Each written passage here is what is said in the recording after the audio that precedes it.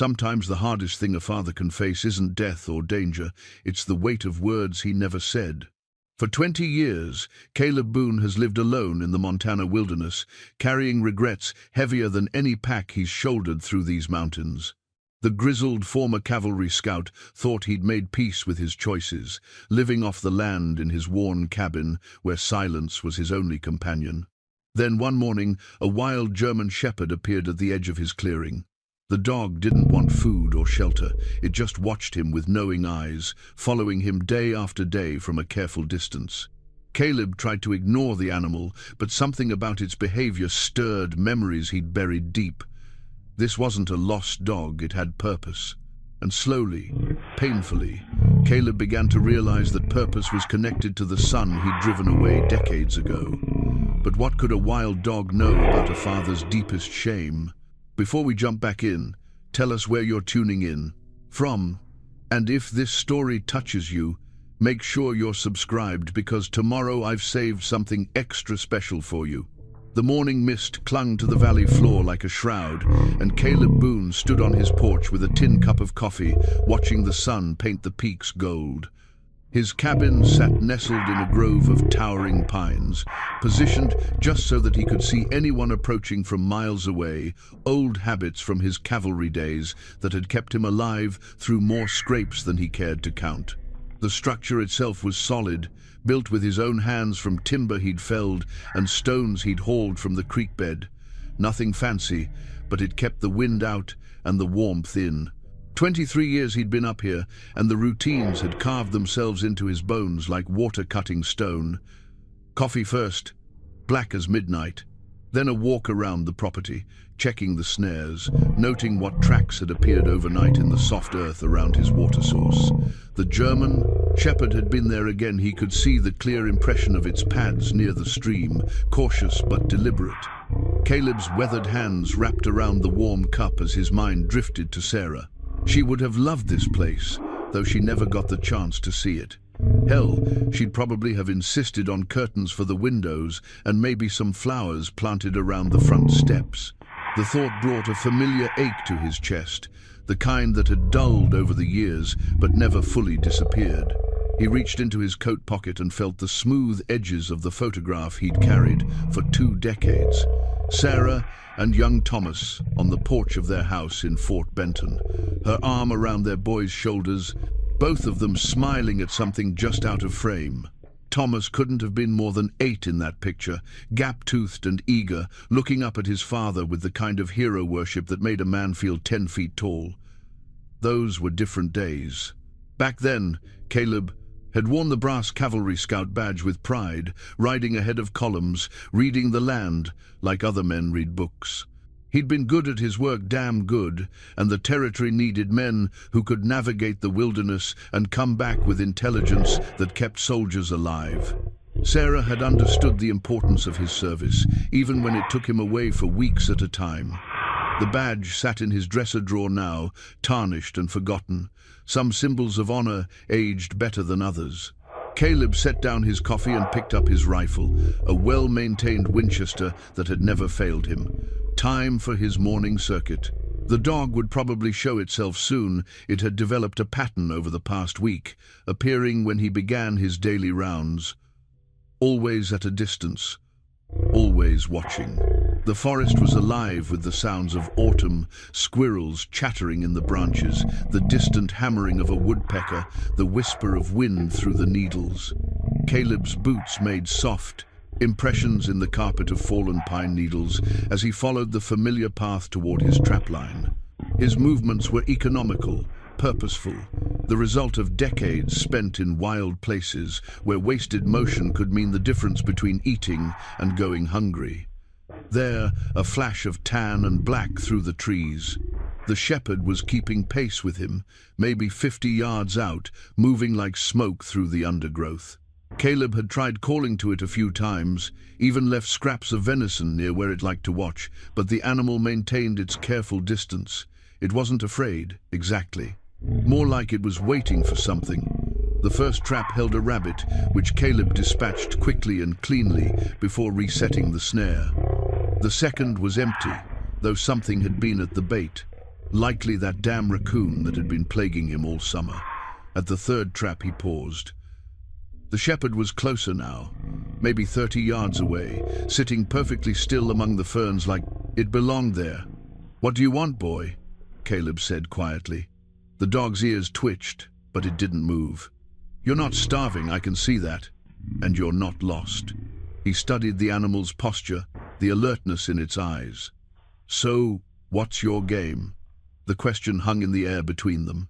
Caleb had always been good at reading animals had to be in his line of work. Spooked horses could alert hostiles to a scout's presence, and understanding the behavior of prey animals could mean the difference between a successful hunt and an empty belly. This dog wasn't exhibiting any of the usual behaviors he'd expect from a stray.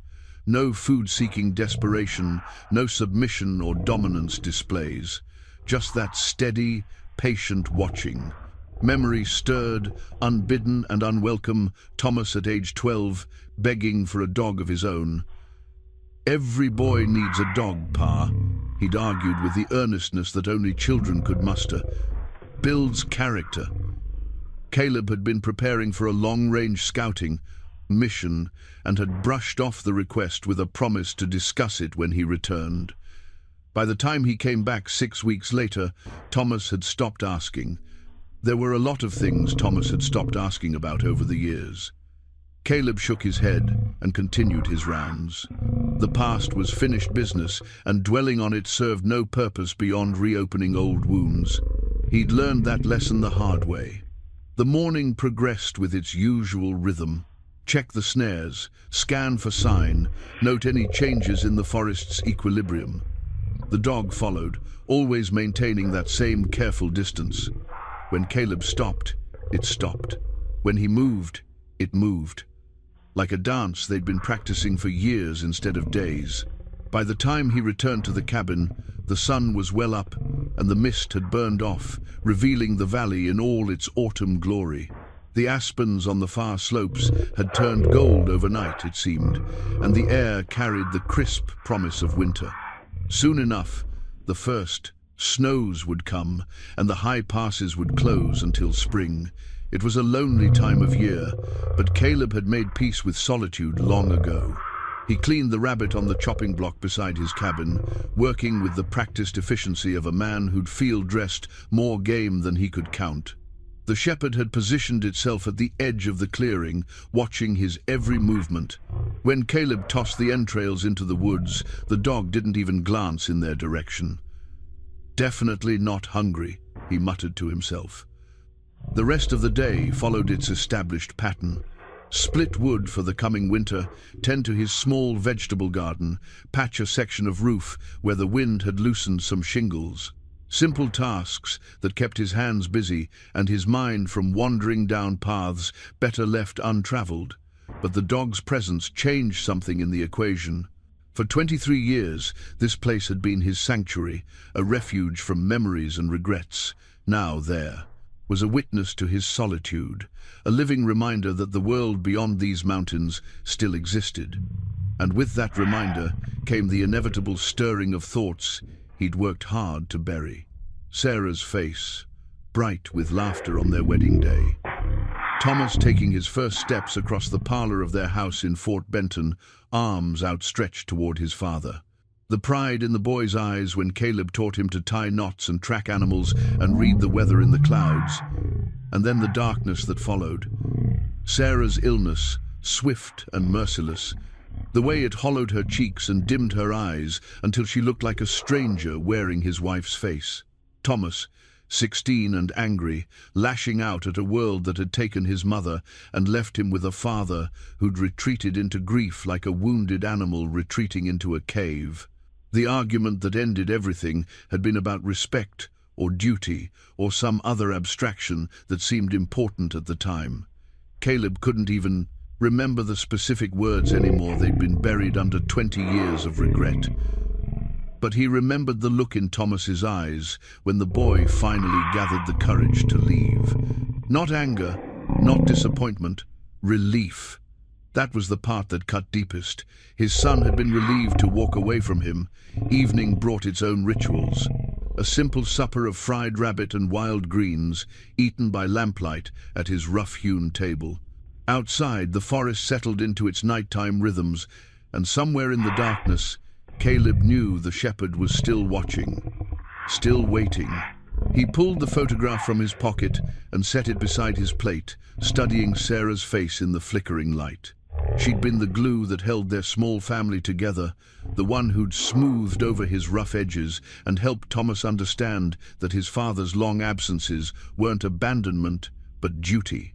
Without her gentle influence, the house had become just a building, and the space between father and son had grown into an unbridgeable chasm.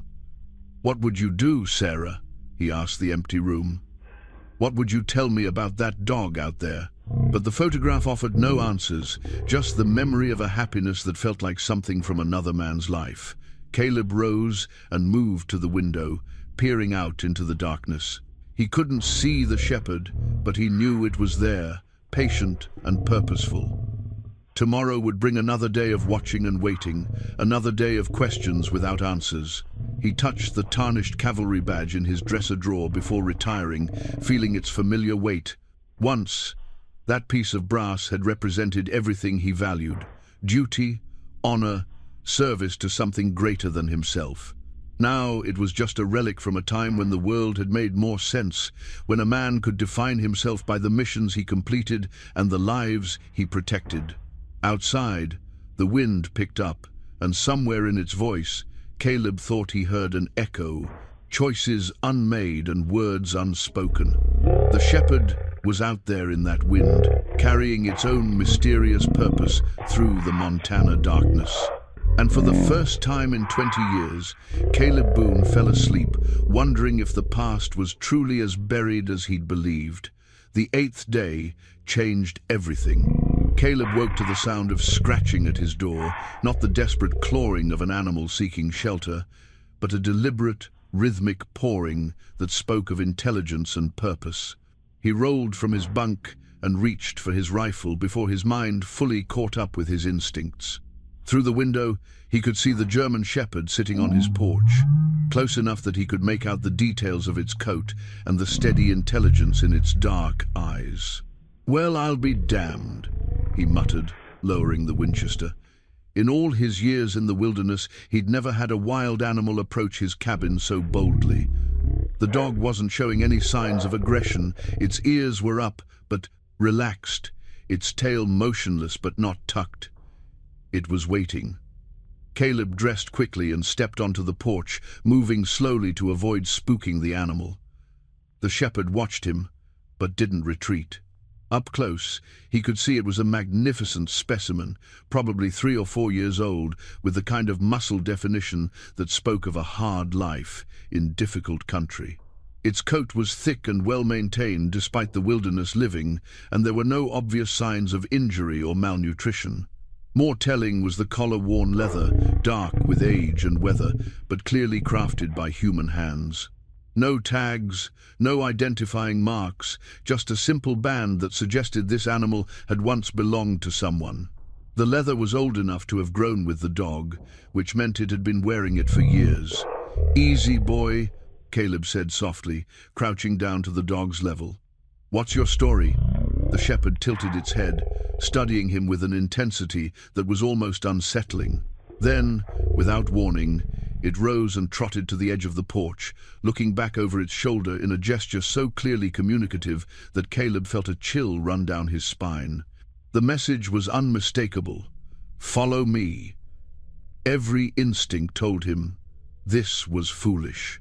Following an unknown animal into unfamiliar territory violated every rule of wilderness survival he'd learned in 4 decades of frontier life. But something in the dog's behavior suggested urgent purpose, and Caleb had learned to trust his intuition when it came to reading signs in the wild. He grabbed his pack, rifle, and enough supplies for a day's trek, then followed the shepherd into the forest.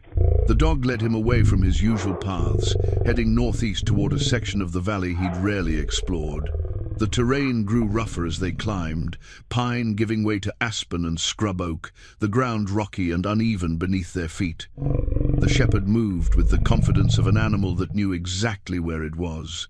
going, pausing occasionally to ensure Caleb was keeping pace, but never wavering from its chosen route. After 2 hours of steady climbing, they crested a ridge and descended into a narrow valley Caleb had never seen before. The place had a different feel to it, quieter somehow, as if the forest itself was holding its breath. Ancient pines towered overhead, their branches so thick they filtered the sunlight into cathedral-like shafts that danced with dust motes and pollen. The shepherd led him through this natural sanctuary to a clearing where the remains of a homestead sat like broken teeth among the undergrowth. Caleb stopped, feeling something cold settle in his stomach. The cabin had been substantial, once bigger than his own place, with a stone foundation and the remnants of what had been a well-built chimney. But time and weather had taken their toll. The roof had collapsed years ago, and the walls leaned at angles that defied gravity. What disturbed Caleb wasn't the ruin itself. The mountains were full of failed settlements, dreams abandoned when the reality of frontier life proved harsher than the dreamers had imagined. It was the evidence of recent habitation that made his hands shake as he approached the structure. Someone had been living here, and recently, a tarp had been stretched across one corner of the ruin, creating a crude but effective shelter. The remains of a fire ring sat nearby, the ashes cold but not yet scattered by wind and rain. And scattered around the makeshift camp were personal belongings that spoke of a long-term presence: a battered tin cup, a worn bedroll, clothing hung on makeshift lines between the trees. The shepherd sat at the edge of the clearing, watching him explore with the patience of a creature that had been waiting for this moment for a very long time. Caleb's hands trembled as he picked up a shirt from the clothing line, flannel, well worn, sized for a man of average build. Nothing distinctive about it, nothing that would identify its owner. But something about the fabric, the way it had been mended at the elbow, stirred a memory he couldn't quite place. Near the fire ring, he found a tin plate and cup, both showing the kind of wear that came from years of use. Whoever had been camping here had settled in for the long haul, not just passing through. The arrangement spoke of someone comfortable in the wilderness, someone who knew how to make a temporary camp feel like home. It was when he moved deeper into the ruins that the cold in his stomach spread to his chest. Tucked beneath the collapsed roof beams, protected from the weather by the tarp, he found a small cache of personal items that made his breath catch in his throat. A wooden horse, carved from pine and worn smooth by countless hours of handling. The craftsmanship was crude but earnest, the kind of work a father might do to please a young son during long winter evenings. Caleb's vision blurred as he picked it up, his fingers finding the familiar grooves he'd carved 30 years ago in their house in Fort Benton. Beside the horse lay a pocket watch, its case tarnished and its face cracked. Caleb knew, without looking, that the hands would be stopped at 3:17, the exact time his world had fallen apart 20 years ago. The watch had been Thomas's gift to him for his birthday, saved up for with money earned doing odd jobs around the fort. "So you'll always know when to come home, Pa," the boy had said with the earnestness that only children could muster. Caleb had thrown the watch at the wall during their final argument, the sound of breaking glass, punctuating words that could never be taken back. He'd assumed it had been swept up and discarded with the rest of the debris from his shattered life. But here it was, carefully preserved by the son who had carried it into exile like a talisman of better times. The German shepherd appeared at his side, no longer maintaining its careful distance. It whined, softly, a sound that spoke of shared grief and understanding. Caleb's hands shook as he cradled the broken watch, feeling the weight of 20 years' worth of silence and stubborn pride. "Thomas," he whispered to the empty air. The name felt strange on his tongue after so many years of silence. "My boy." The dog pressed against his leg, offering the kind of comfort that only animals seemed capable of providing. And in that moment of contact, Caleb understood with terrible clarity why the shepherd had been watching him, why it had led him here. This wasn't a wild dog at all, it was a messenger, carrying news that a father needed to hear, but had been too proud to seek. Thomas had been here. His son had been living in this ruined place, carrying remnants of their shared past like sacred relics. But where was he now? And why had he left these precious items behind? The answers, Caleb realized with growing dread, lay somewhere ahead on whatever trail the shepherd would show him next. Because this wasn't the end of the journey, it was just the beginning of a reckoning 20 years in the making. The wind picked up, rustling the leaves overhead and carrying with it the scent of weather changing. Storm clouds were building over the peaks and the temperature was dropping. But Caleb barely noticed the approaching darkness. His attention was fixed on the broken watch in his hands and the terrible certainty that he was about to learn truths he wasn't prepared to face. The German shepherd waited patiently, ready to continue its mission of revelation. And for the first time in decades, Caleb Boone felt the crushing weight of a father's love and regret pressing down on him like the judgment of God himself. Caleb sat in the ruins of the homestead until the sun reached its zenith, turning the broken watch over and over in his weathered hands.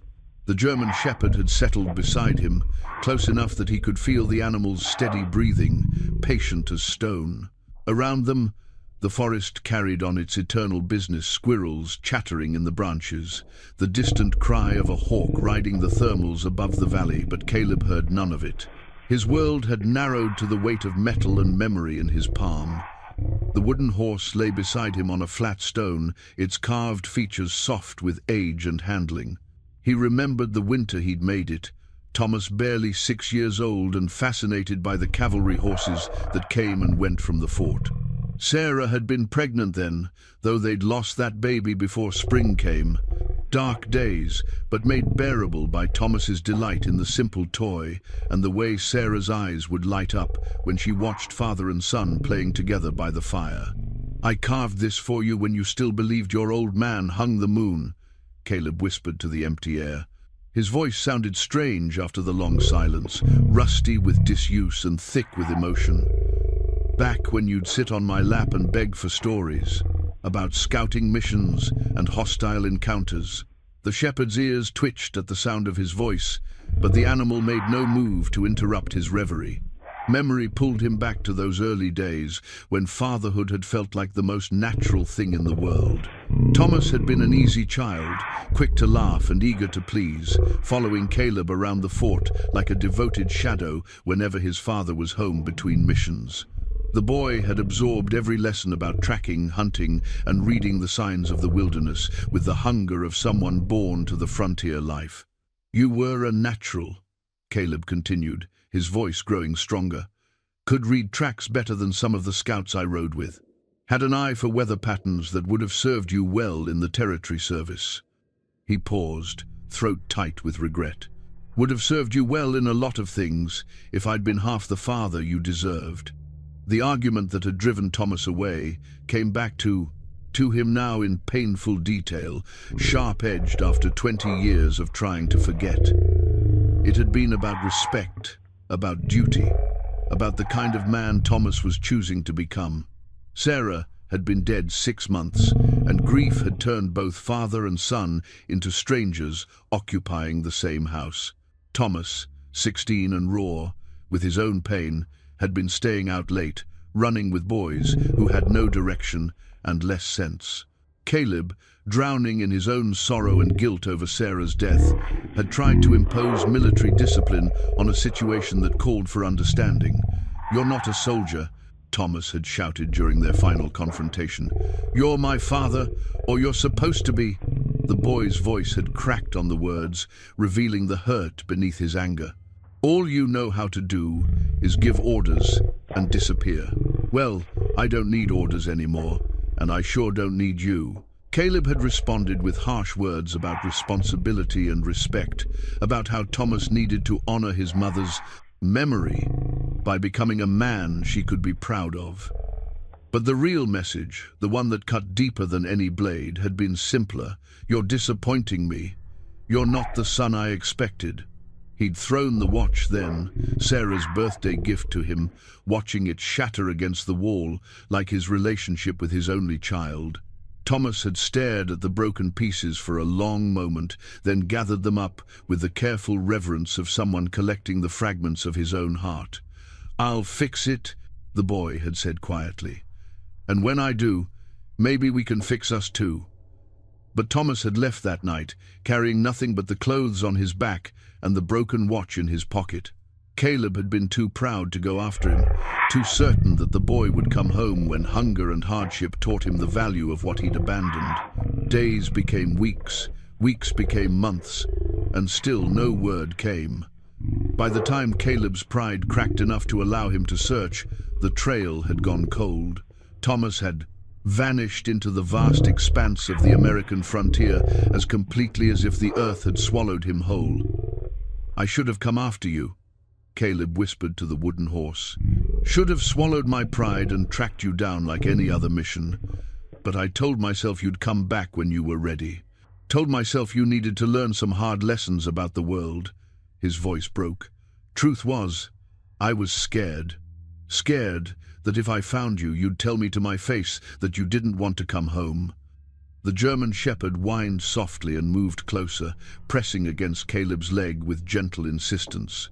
The contact broke something loose in his chest, and for the first time in 20 years, he allowed himself to feel the full weight of his loss. Not just Sarah's death, though that had been devastating enough, but the knowledge that he'd driven away the one person who might have helped him heal from it. He'd retreated to the mountains after that, building his cabin like a fortress against memory and regret. For 2 decades, he'd told himself that solitude was what he wanted, that the peace of the wilderness was compensation enough for the family he'd lost. But the dog's patient presence and the evidence of Thomas's recent habitation had stripped away those comfortable lies. Thomas had been here, in this forgotten valley, carrying relics of their shared past, like a man who'd never stopped hoping for reconciliation. The broken watch, carefully preserved despite its damage. The wooden horse, worn smooth by countless hours of handling. These weren't the belongings of someone who'd moved on from the past. They were treasures kept by a son who'd never stopped loving his father, despite everything that had passed between them. He kept them, Caleb said aloud, the wonder of it sharp in his voice. All these years, and he kept them. The implications hit him like a physical blow. If Thomas had been carrying these items, it meant he'd never really left. Not completely. Somewhere in his heart, the boy, now a man of 36, had been holding on to the hope that broken things could be mended, that father and son might find their way back to each other. But where was Thomas now? The camp showed signs of recent abandonment, but no indication of where its occupant had gone. The fire was cold, the clothing line empty, the shelter torn down with the methodical care of someone breaking camp for good. It felt like arriving at a train station just as the last engine pulled away, carrying with it the only passenger you'd ever wanted to see again.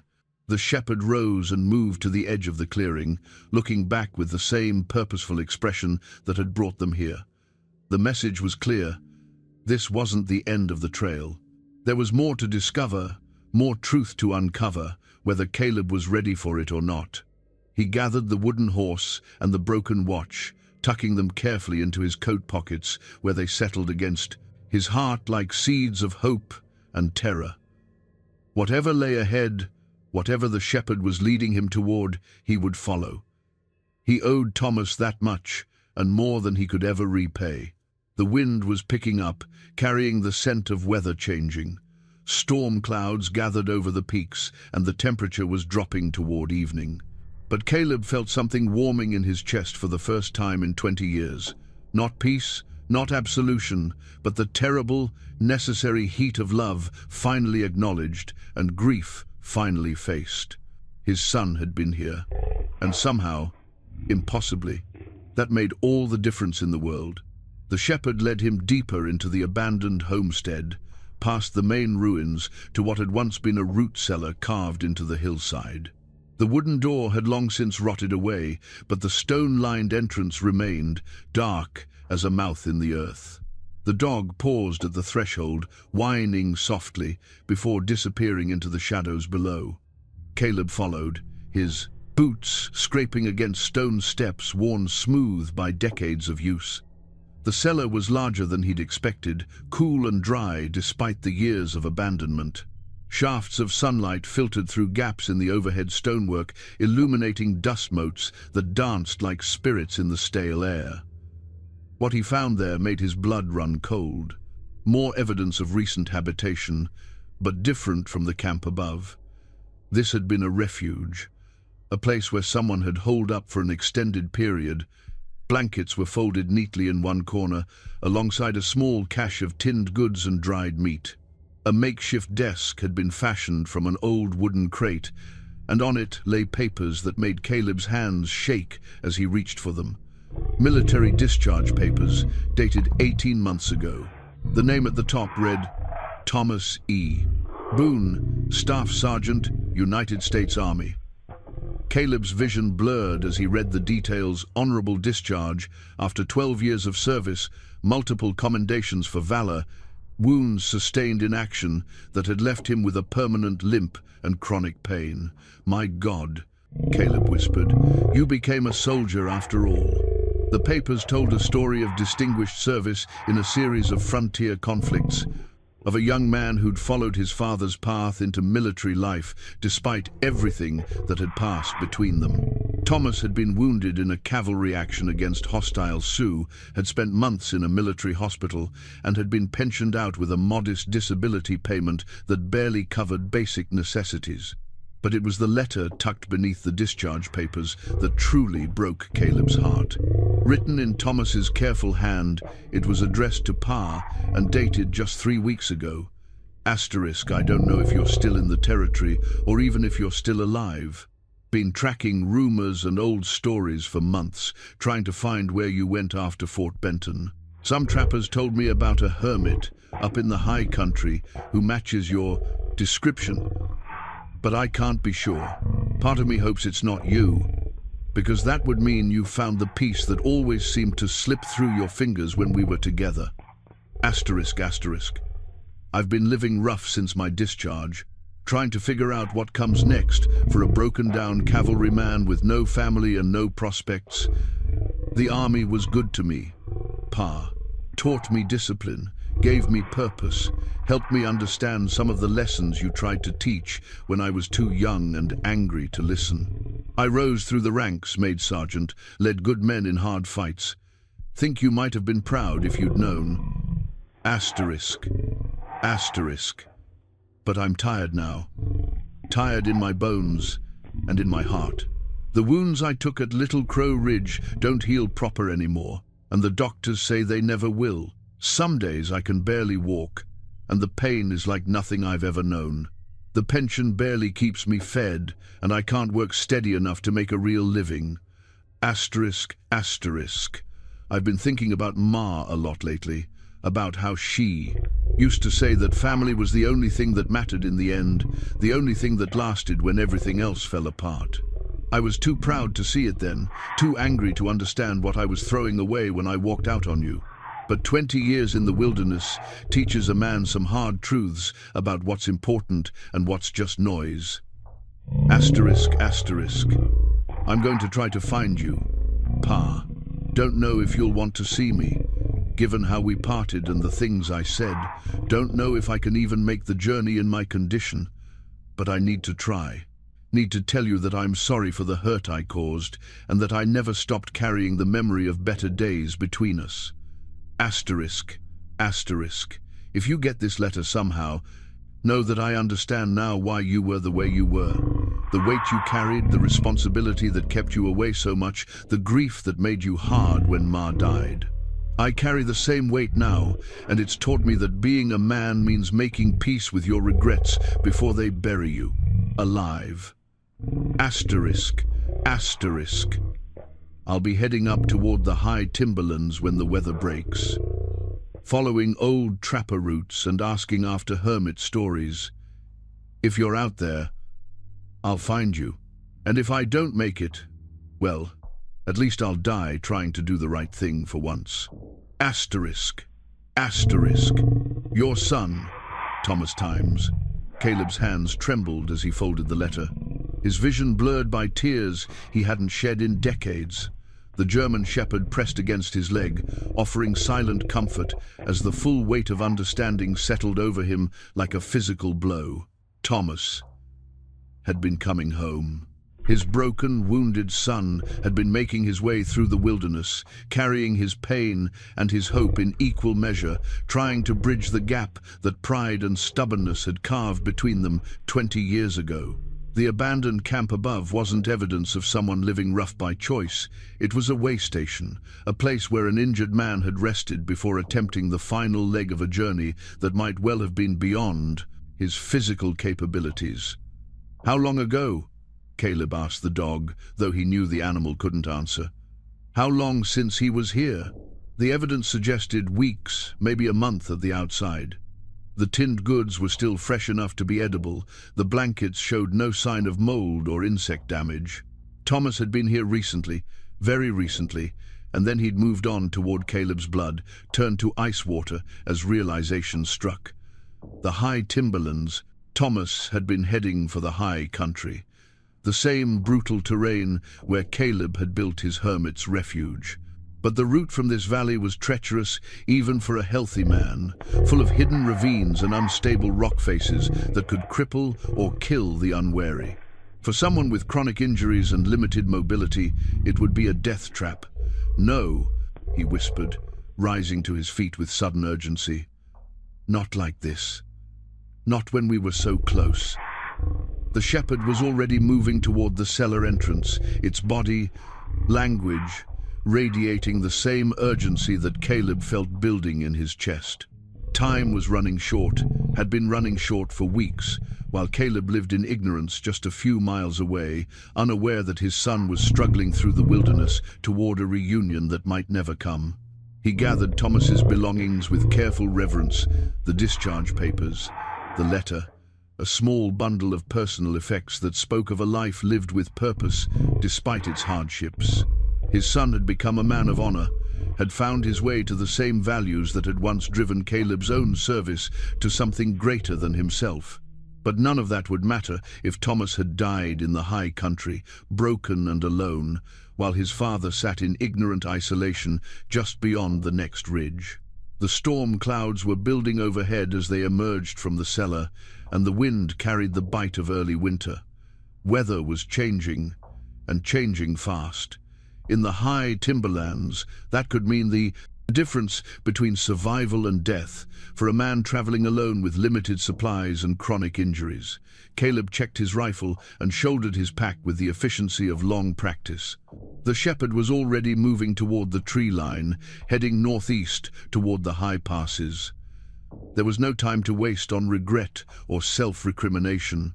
His son was out there somewhere, possibly hurt, possibly dying, and for the first time in 20 years, Caleb Boone had a mission that mattered more than his own wounded pride. The race against time and weather had begun. The trail began as a whisper in the forest floor, scuffed pine needles, a partial boot print in soft earth, the kind of sign that only trained eyes could read. Caleb knelt beside a fallen log where someone had rested, running his fingers over the slight depression in the moss where a body had leaned for support. The impression was too deep, held too long. Thomas had been in considerable pain when he stopped here.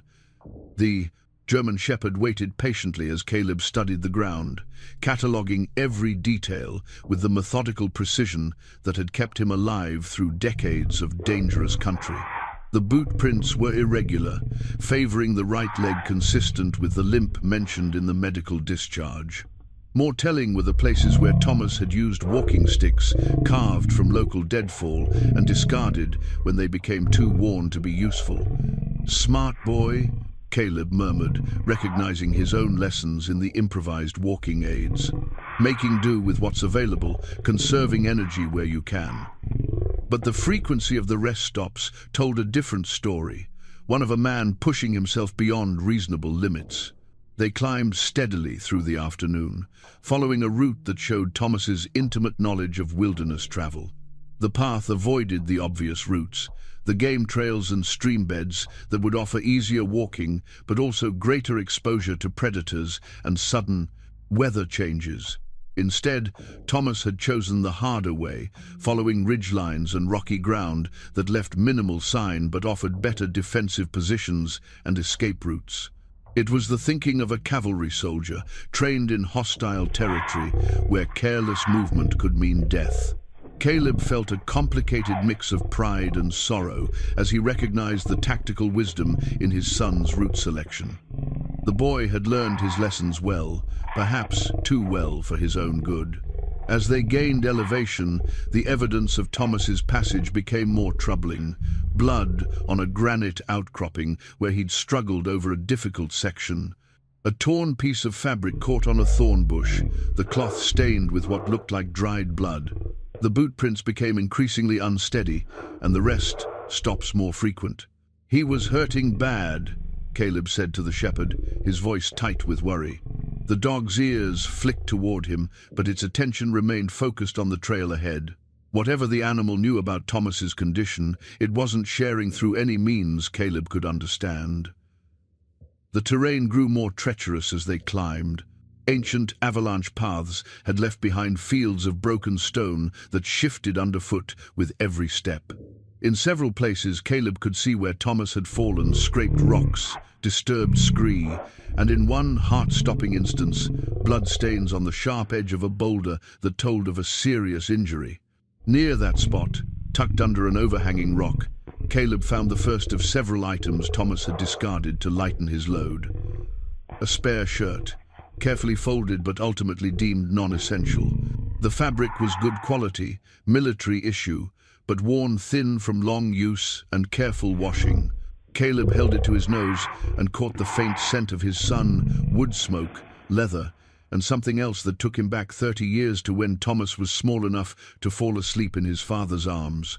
The afternoon light was beginning to fade when they reached the first major challenge, a steep ascent up a cliff face that would have been difficult for a healthy man, let alone someone dealing with chronic injuries. Caleb studied the rock wall, noting the handholds and the route Thomas had taken. Blood marked several of the holds, and at the base of the cliff lay a makeshift bandana, torn and stained dark red. Caleb's hands shook as he picked up the blood-stained cloth. It was Thomas's. He recognized the pattern from the cache at the abandoned homestead. But the amount of blood suggested a significant wound, something that would have weakened his son considerably and made the remaining climb even more dangerous. "God damn it, boy," Caleb whispered, his voice thick with anguish. "Why didn't you wait for help? Why didn't you send word somehow?" But even as he asked the questions, he knew the answers. Thomas had been too proud to ask for help, too uncertain of his reception to risk rejection. The apple hadn't fallen far from the tree in that regard. Both father and son had inherited the same stubborn independence that had served them well in some circumstances, but had become a fatal flaw when it came to their relationship with each other.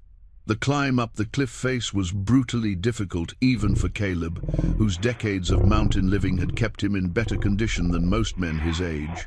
The handholds were treacherous, the rock crumbling in places where weather had worked its patient destruction. More than once, he had to stop and work out a new route, when the obvious path proved too unstable to trust. The shepherd waited at the top, having found its own mysterious way up the cliff through routes known only to wild animals. When Caleb finally hauled himself over the edge, gasping and shaking from the effort, the dog was sitting patiently beside another piece of evidence, a small leather pouch that contained Thomas's military medals.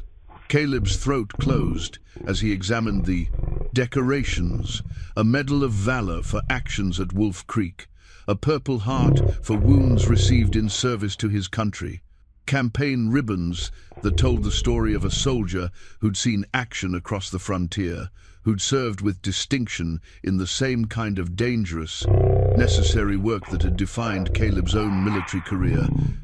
"You were everything I hoped you'd become," he whispered to the gathering darkness, "and I wasn't there to see it." The medals had been carefully wrapped in oiled cloth to protect them from moisture, then secured in the leather pouch with the same attention to detail that Caleb had taught Thomas as a boy. Even in his extremity, Even while discarding weight to ease his climb, Thomas had taken care to preserve the symbols of his honor and service. The trail beyond the cliff became even more difficult to follow. The ground was mostly stone here, offering little purchase for boot prints, and the wind had picked up enough to scatter any loose debris that might have marked Thomas's passage. But the shepherd seemed to know the way, leading Caleb through a maze of broken terrain toward what looked like an impassable wall of granite rising into the darkening sky. As full darkness approached, Caleb was forced to make camp for the night. The temperature was dropping rapidly, and the wind carried the smell of snow. Winter was coming to the high country, and with it the kind of weather that could kill a healthy man, let alone someone weakened by injury and exposure. He built a small fire in the shelter of a boulder field, using deadfall and pine needles to create enough warmth to keep hypothermia at bay. The German shepherd settled beside him, sharing its body heat in the way that only animals seem to understand was sometimes necessary for survival. "How long has he been out here?" Caleb asked the dog, though he knew the question was futile. "How long since he passed this way?" The wind moaned through the rocks like the voices of all the dead, soldiers who'd ever fallen in lonely places, far from home and family.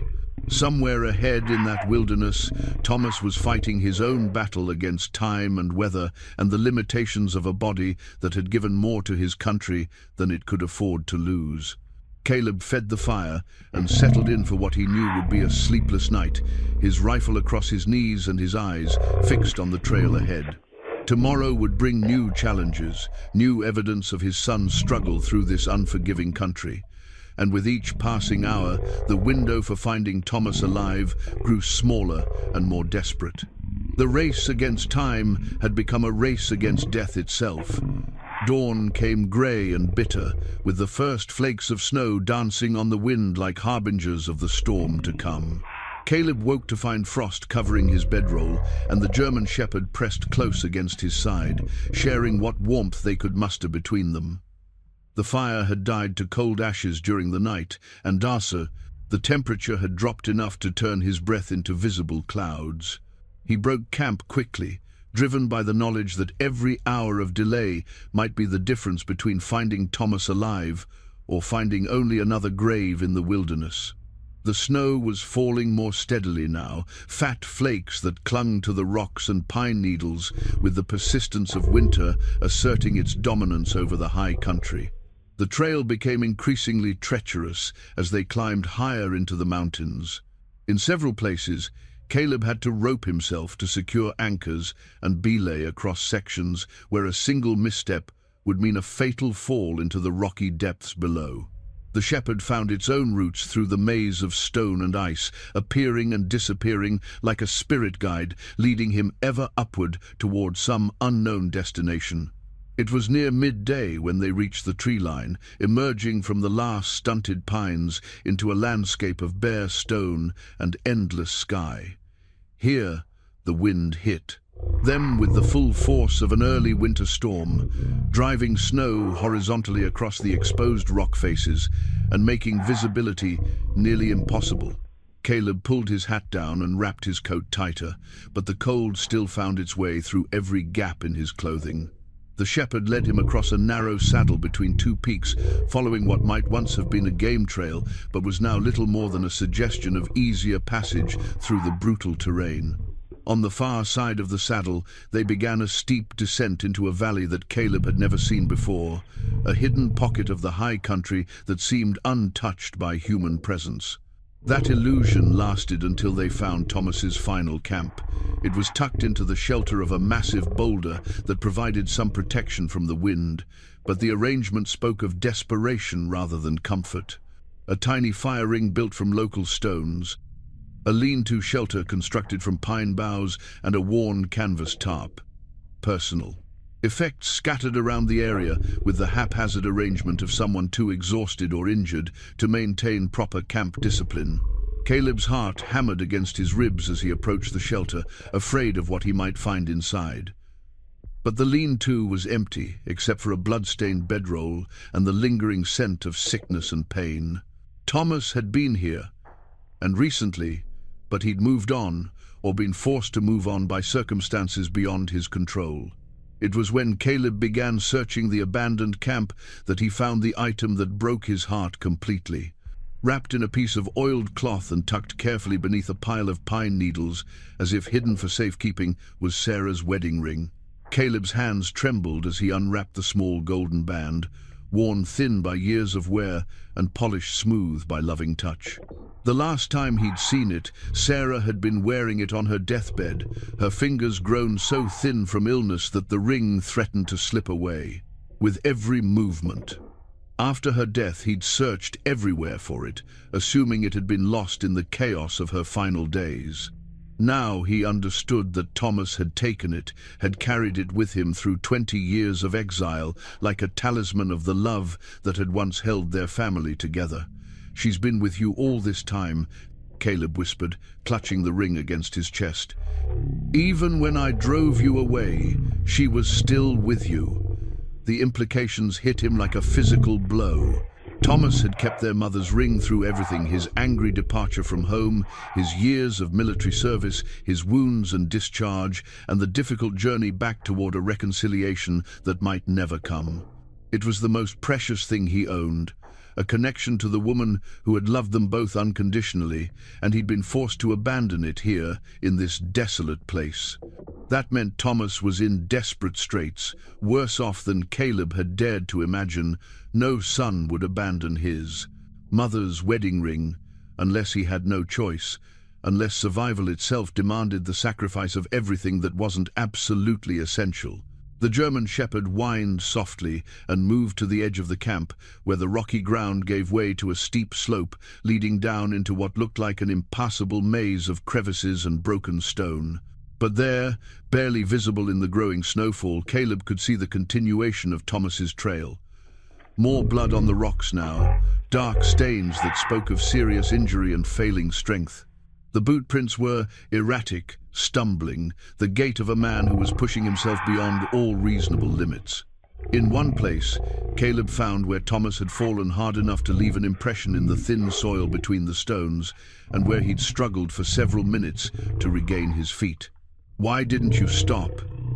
Caleb asked the wind and snow. "Why didn't you rest and wait for the storm to pass?" But he knew the answer even as he asked the question. Thomas had been dying, probably from his old wounds, aggravated by the brutal conditions and physical demands of the journey. He'd known he was dying, and he'd kept moving, because stopping meant giving up on the reunion that had driven him through the wilderness toward a father who might not even want to see him.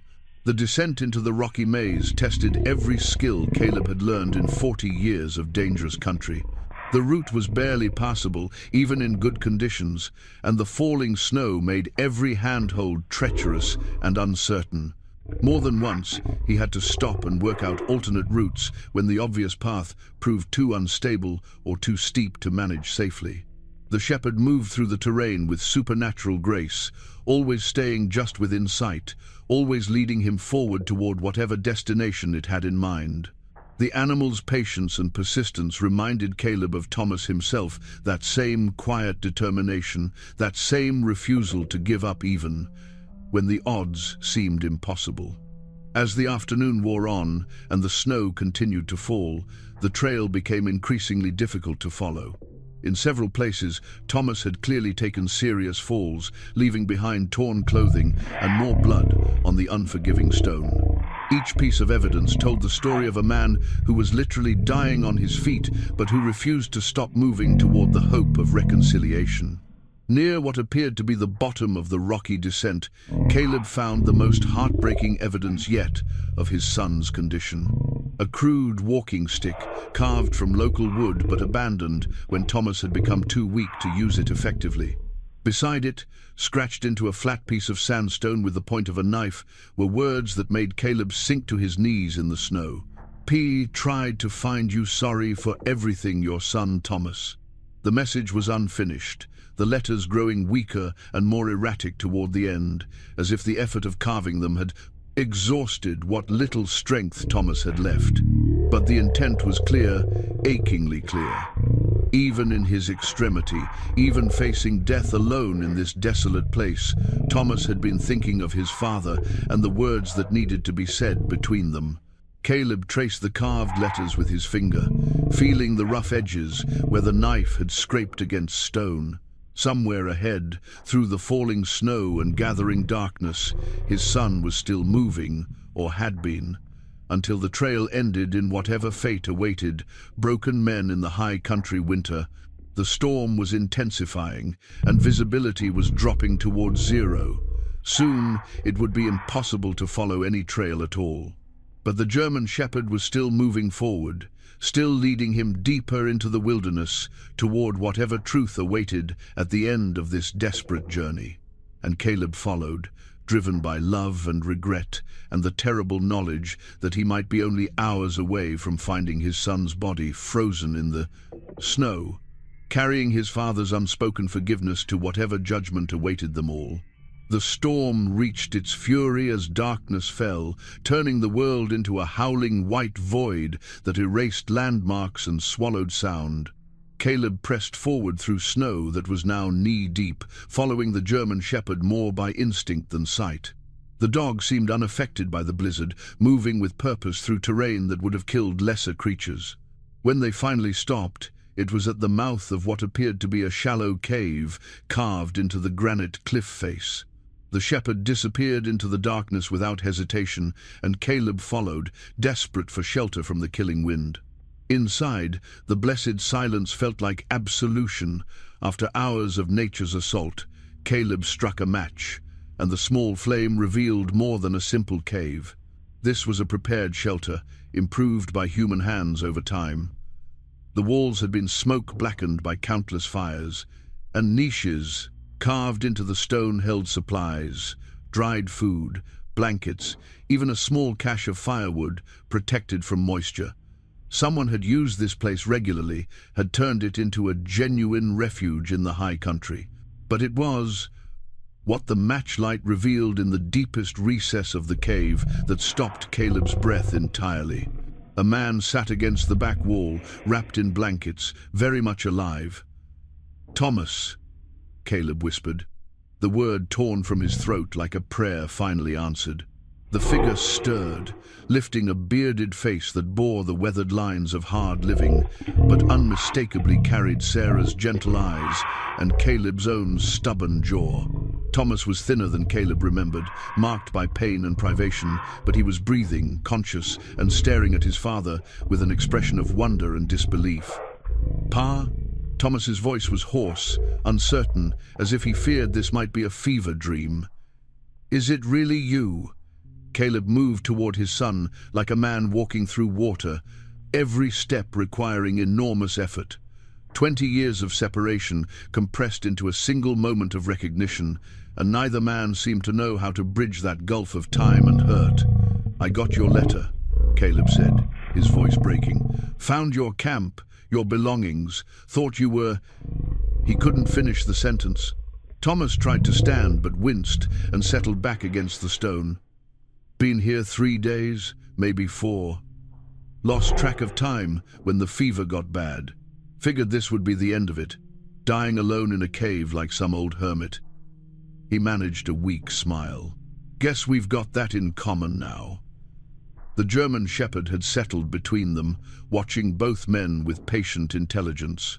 Thomas reached out to scratch behind its ears, and the animal leaned into the touch with obvious familiarity.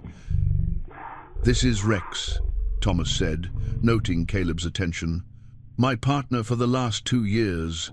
Lost his handler in our last action, and they were going to put him down," said he.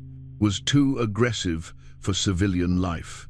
But he wasn't aggressive, he was loyal, reminded me of someone I used to know." Caleb felt tears burning his eyes as understanding dawned. The dog hadn't been wild at all. Rex was a military working dog, trained for loyalty and purpose, who had somehow found his way to Caleb's cabin and recognized something in the older man that connected to his handler. The animal had been trying to bring them together, had succeeded where human pride and stubbornness had failed. "He knew," Thomas continued, his voice growing stronger.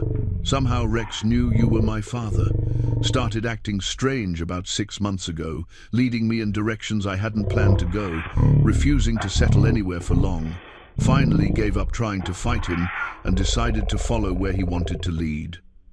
Thomas looked directly at Caleb for the first time. Brought me to you, eventually. I'm sorry, Caleb said, the words inadequate but necessary. For everything. For the things. I said the way I drove you away. For not coming after you when my pride finally cracked. For 20 years of silence when I should have been telling you every day that I loved you. Thomas was quiet for a long moment, studying his father's face in the flickering matchlight. I'm sorry too, he said finally. For the disrespect, for leaving the way I did, for not understanding until too late that grief makes men do things they don't mean. He paused, swallowing hard. Ma would have boxed both our ears for the way we've carried on. Despite everything, Caleb found himself laughing a sound so rusty and unfamiliar that it surprised them both. Your mother had strong opinions about foolish men and their stubborn ways. Used to say we were too much alike for our own good. She was right, Thomas said, about most things. He fumbled in his coat and pulled out a familiar object, the broken pocket watch, its case dented but its face somehow miraculously restored. Fixed the movement, he said, offering it to his father.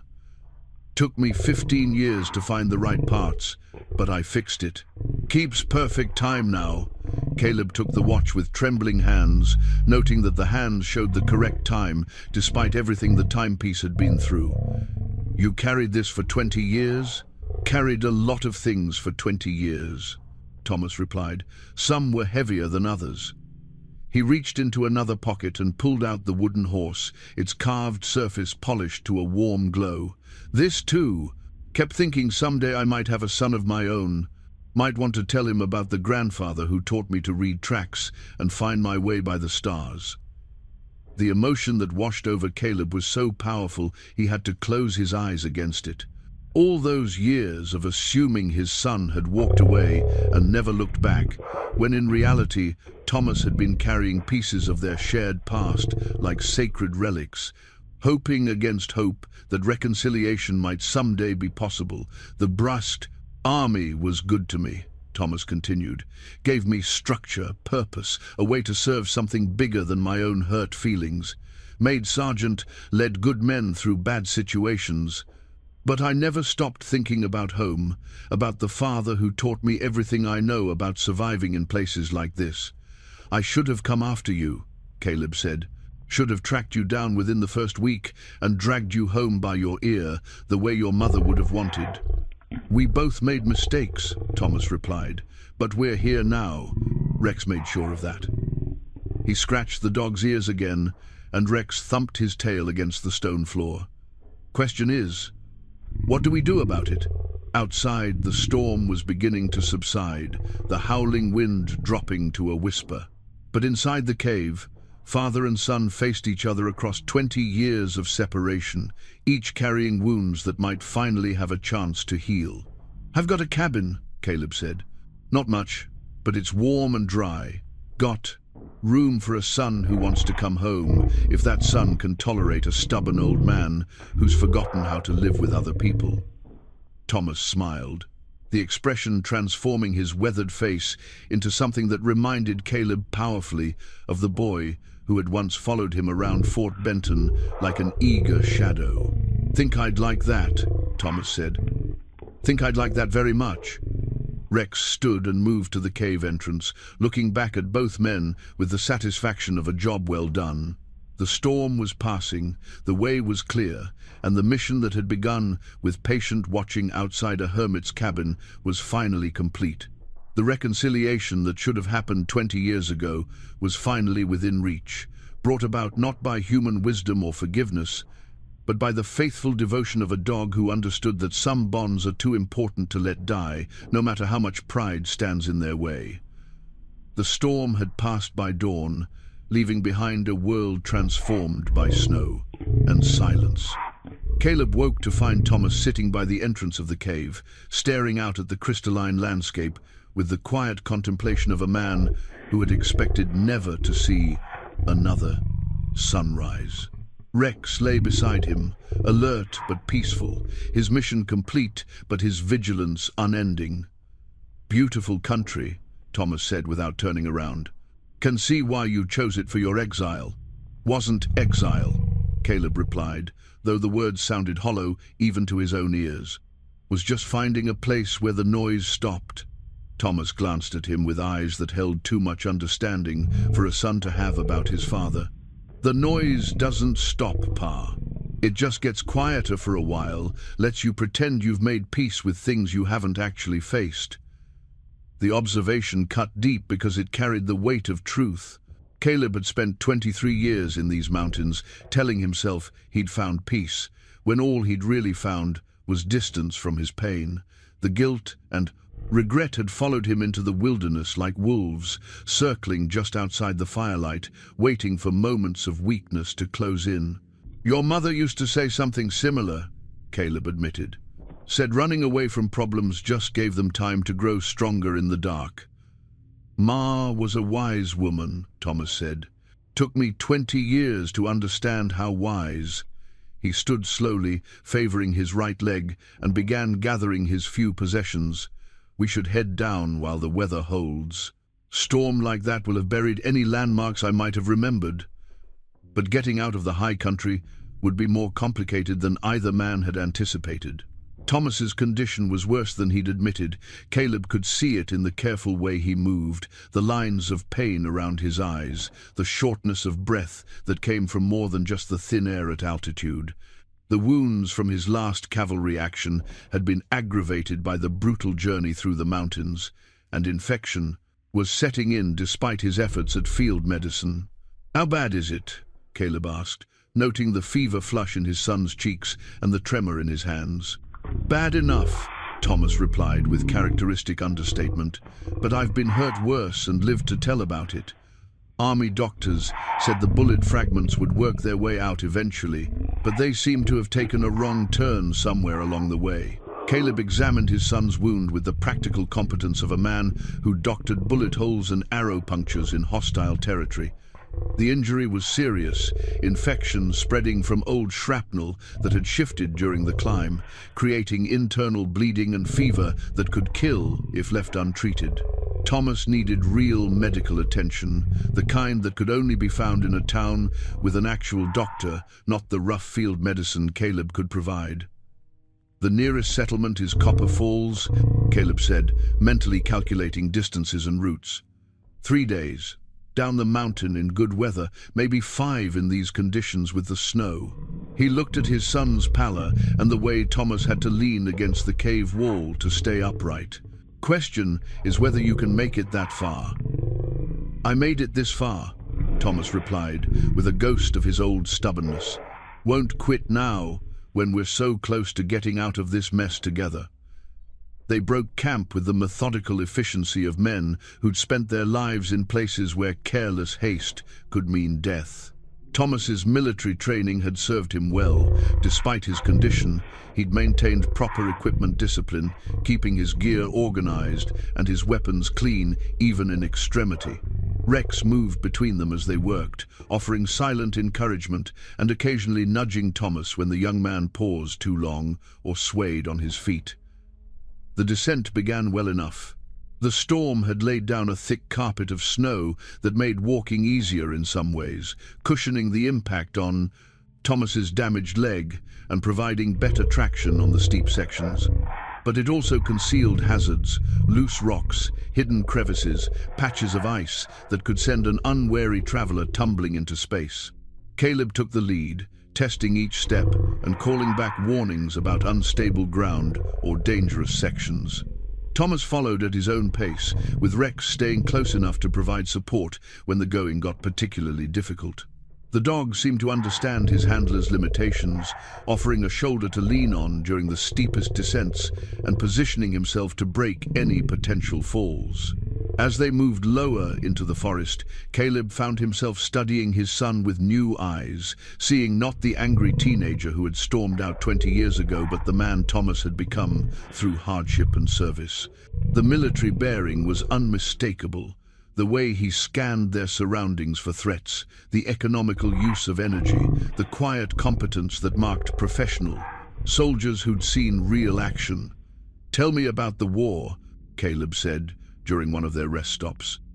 "About the men you led, the actions you fought." Thomas was quiet for a long moment, staring into the distance with the expression Caleb had seen on the faces of too many veterans, men carrying memories that were simultaneously their greatest pride and their heaviest burden. "Good men," Thomas said finally, "better than they had any right to be, serving under a sergeant who was still learning how to lead. We did our job, kept each other alive most of the time, served with honor when honor was possible." He paused, unconsciously touching his wounded side. "Lost some along the way. That's the part that stays with you, not the victories or the commendations, but the faces of the boys who didn't make it home." Caleb nodded, understanding perfectly. He'd carried his own gallery of ghost faces for 40 years, men who'd trusted his scouting reports and navigation skills only to walk into ambushes or get caught in impossible situations where leadership meant choosing who lived and who died. "The burden of command," Caleb said. "Your mother never understood why I came back from missions quieter than when I left. Thought it was just the solitude, the long weeks alone in hostile country. But it wasn't the alone time that wore on me, it was the weight of knowing that my mistakes could get good men killed." "That's why you were so hard on me," Thomas said, "and it wasn't a question. You were trying to prepare me for that weight, make sure I was strong enough to carry it if the time came." "Probably," Caleb admitted. "Though I went about it all wrong, treated you like a recruit instead of a son who was grieving his mother." He looked directly at Thomas for the first time since they'd started talking. "I was so afraid of losing you too that I ended up driving you away. Seems like a special kind of foolishness now." The afternoon brought new challenges as they descended into the middle elevations where the snow gave way to rain and the footing became treacherous with mud and fallen leaves. Thomas's condition was deteriorating, his fever was rising, and he was having increasing difficulty maintaining his balance on the slippery terrain. "We need to find shelter," Caleb said, as the rain intensified.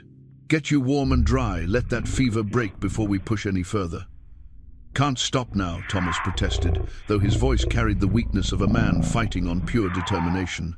"Weather might turn worse, trap us for days." "Better trapped alive than dead on the trail," Caleb replied, with the authority of command. "We find shelter, we rest, we keep you breathing. Everything else is secondary." Rex seemed to agree with this assessment, ranging ahead and barking once from somewhere in the trees. When they followed the sound, they found the dog standing beside the ruins of an old hunter's cabin, its roof intact enough to provide real shelter from the rain. Inside, they built a fire and made Thomas as comfortable as possible with the blankets from his pack. But even as they settled in for what might be a long wait for better weather, Caleb could see that his son was losing the fight against infection and exhaustion. The fever was climbing, and Thomas was beginning to show the disconnected behavior that meant his body was shutting down non-essential systems to focus on survival. "Tell me about the cabin," Thomas said, his voice growing weaker. "Your place in the high country. What's it like living alone up there for 20 years? Caleb found himself describing his hermit's refuge in more detail than he'd ever shared with anyone. The morning routines, the seasonal changes, the way silence could become a companion if you learned to listen to it properly. But even as he talked, he was calculating travel times and medical options, trying to determine whether they could reach Copper Falls before Thomas's condition became critical.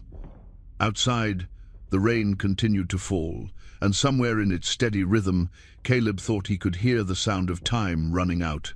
They'd found each other again after 2 decades of separation, but the reunion might be tragically brief if they couldn't get Thomas the medical attention he needed. Rex lay between them, his dark eyes reflecting the firelight as he watched both men with the patient devotion that had brought them together. The dog's mission was complete, but his vigil was far from over. In the morning, they would face the most dangerous part of their journey, not the physical challenges of the mountain terrain, but the race against time and Thomas's failing health. The fire crackled and popped, sending sparks up through the broken chimney into the dark sky above, and Caleb settled in for another sleepless night of watching over his son, praying to whatever forces had preserved them this long to see them safely through one more trial. Dawn brought no relief from the rain, but Thomas's fever had broken during the night, leaving him weak but lucid. Caleb had maintained the fire through the long hours of darkness, watching his son's face for signs of crisis, while Rex kept patient vigil between them. The dog seemed to sense the urgency of their situation, rising and moving to the cabin entrance as soon as the first grey light filtered through the broken roof. "We have to move," Caleb said, helping Thomas sit up. "Rain's not stopping, and you need a real doctor before that infection comes back worse." Thomas nodded, though the effort of sitting upright clearly cost him. The color had returned to his face, but his movements were careful and deliberate, the actions of a man conserving what little strength remained. How far to Copper Falls?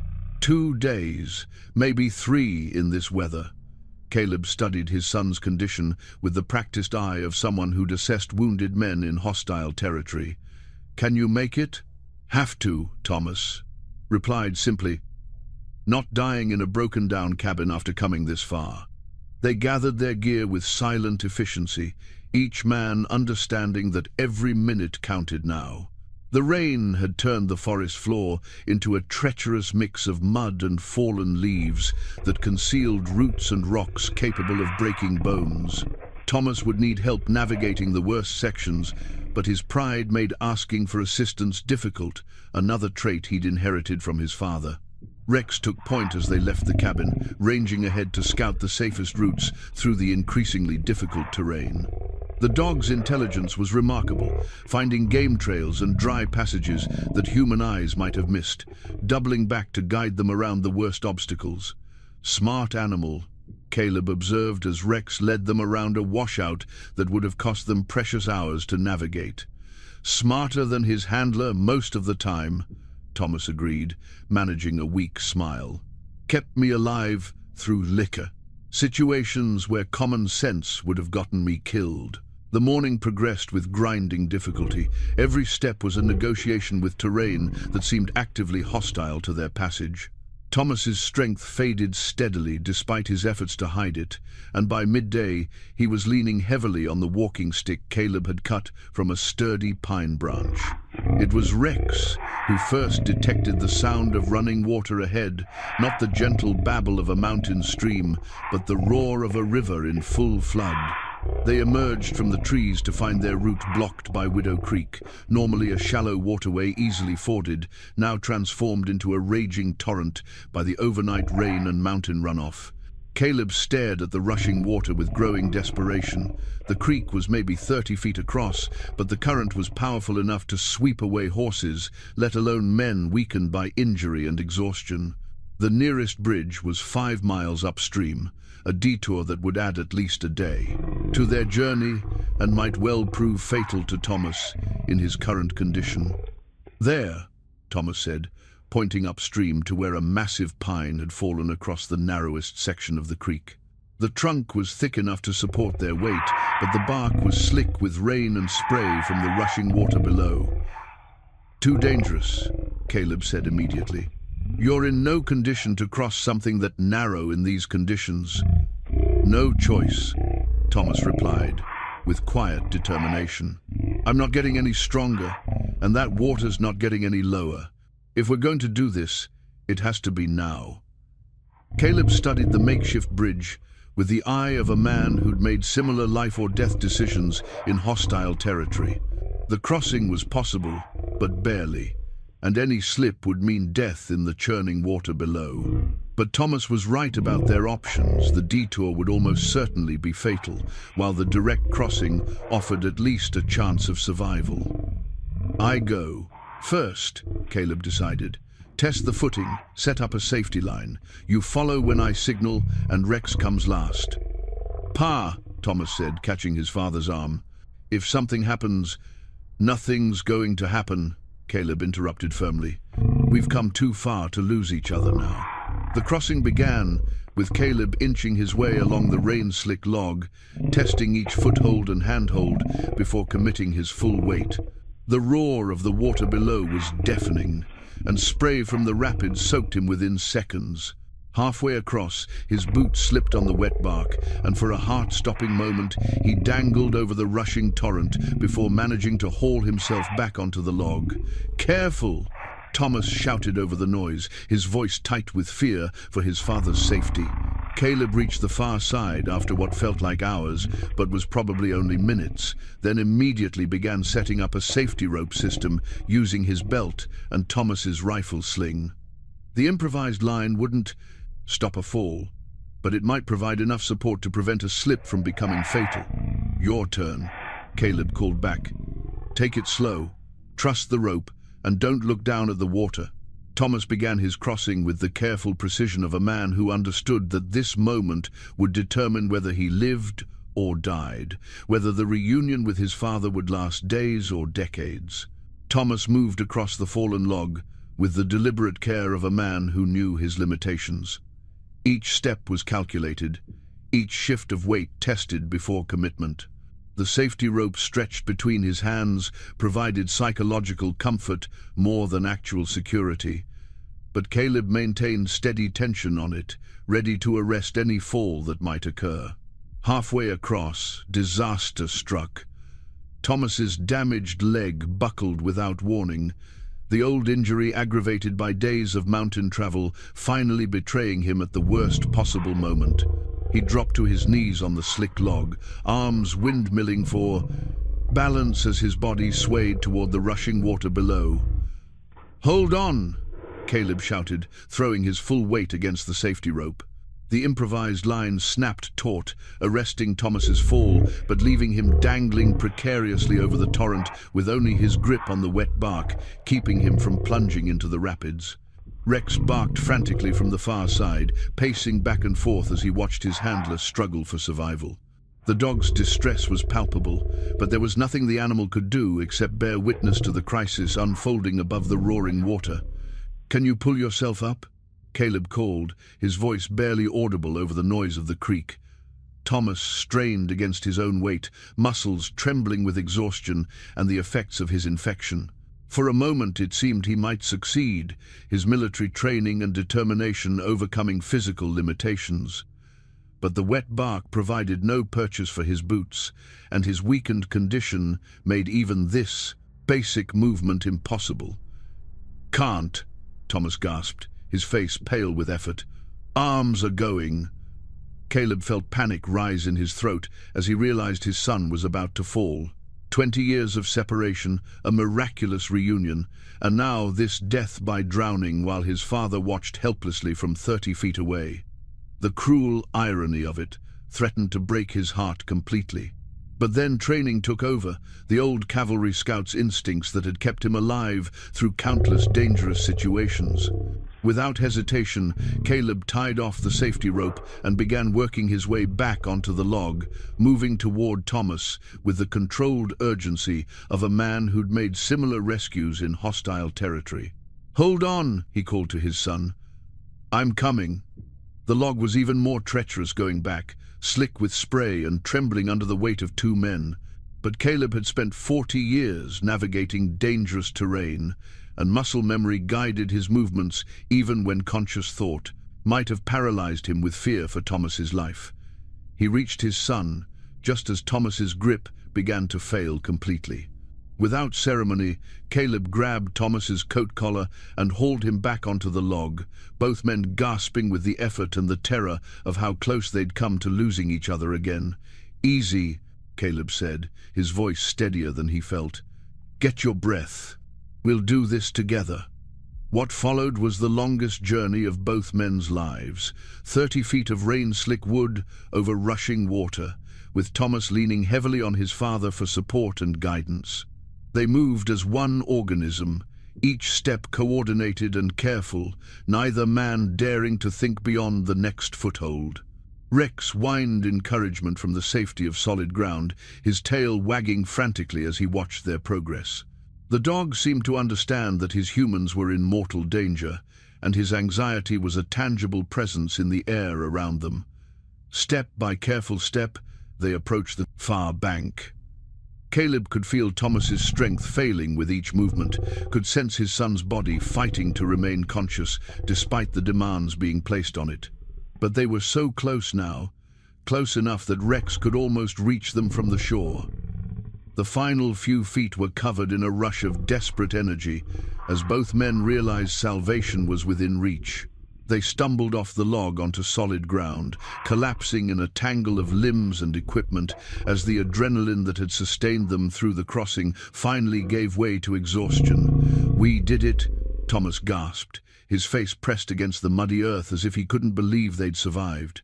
"We actually did it." Rex was on them immediately, licking faces and whining with relief, his tail beating the ground like a drum as he celebrated their survival.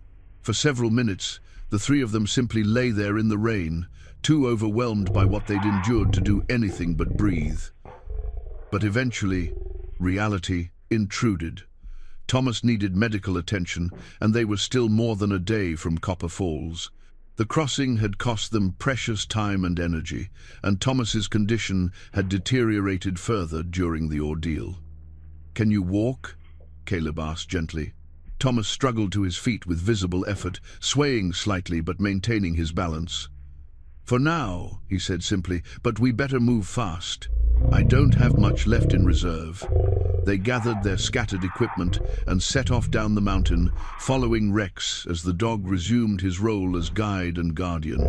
Behind them, Widow Creek continued its relentless roar, indifferent to the human drama that had just played out above its waters.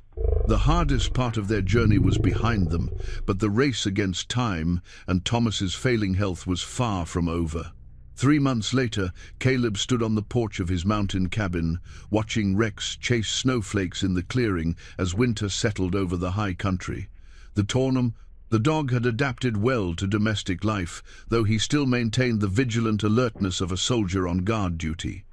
Some habits, Caleb reflected, were too deeply ingrained to change completely. Inside the cabin, Thomas was recovering slowly but steadily from the surgery that had saved his life. The doctor in Copper Falls had been grim about his chances when they'd finally staggered into town that rain-soaked evening, Thomas barely conscious and burning with fever.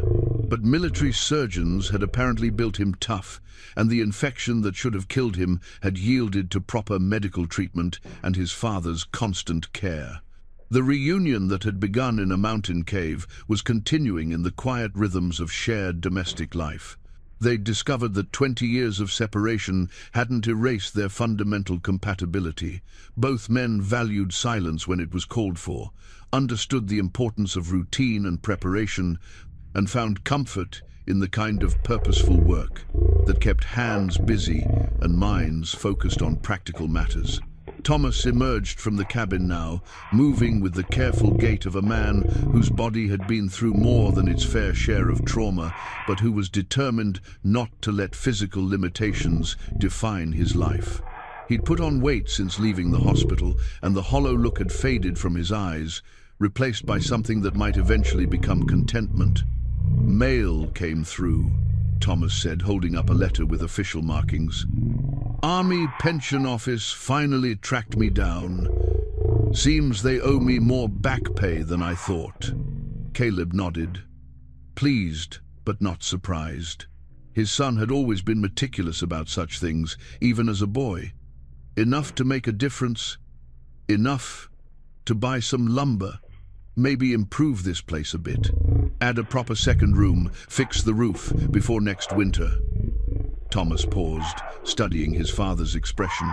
"Assuming you don't mind a permanent house guest." The question carried weight beyond its simple words. In the months since Thomas's return, they'd been feeling their way carefully around the shape of their renewed relationship. both men aware that good intentions couldn't erase 20 years of separate living in a matter of weeks. But the careful politeness of the early days had gradually given way to something more natural, more genuine. "Cabin's been too quiet for too long," Caleb replied. "Besides, Rex has decided he belongs here. Wouldn't want to disappoint him." Thomas laughed, the sound carrying none of the bitterness that had marked their reunion in the cave. "Rex knows a good thing when he sees it. Smart dog." They stood together in comfortable silence, watching the snow fall on the valley below. The peace between them was real, but it was also fragile, built on the foundation of shared trauma and the knowledge that they'd almost lost each other forever.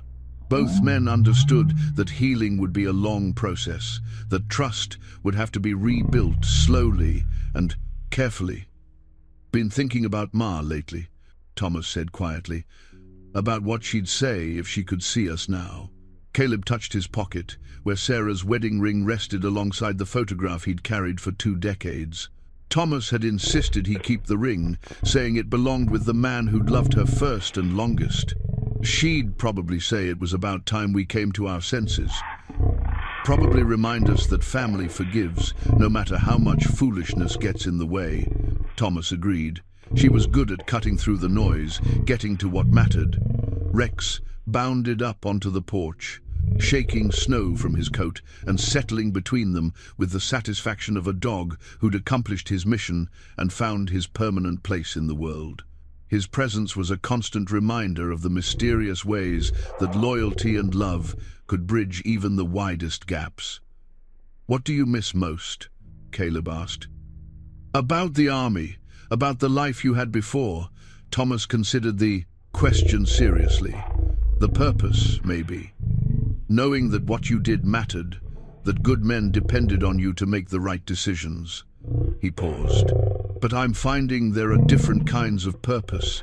Taking care of this place, helping you prepare for winter, even just being here when you need someone to talk to, that matters too." "Your mother would be proud," Caleb said simply, "of the man you became, the service you gave, the way you found your way home despite everything that stood in the way."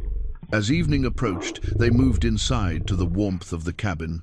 Thomas had taken over most of the cooking duties, discovering that army field experience translated well to frontier domestic life. Rex settled by the fire, content to watch his humans go about the business of living together in peace. Over dinner, they made plans for the spring improvements to the cabin, expansion of the garden, possibly some hunting and trapping that would provide both sustenance and modest income. Simple plans, but they represented something neither man had possessed for too long, a shared future built on mutual respect and genuine affection.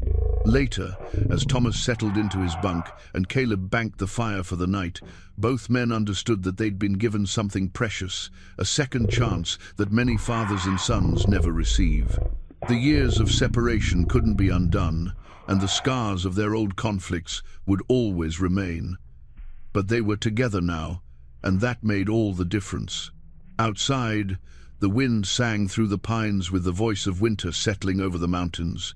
But inside the cabin, 3 souls who'd found their way home despite all the odds against them rested in the warmth of forgiveness and the knowledge that some bonds are strong enough to survive, even the worst that pride and stubborn hearts can do to damage them.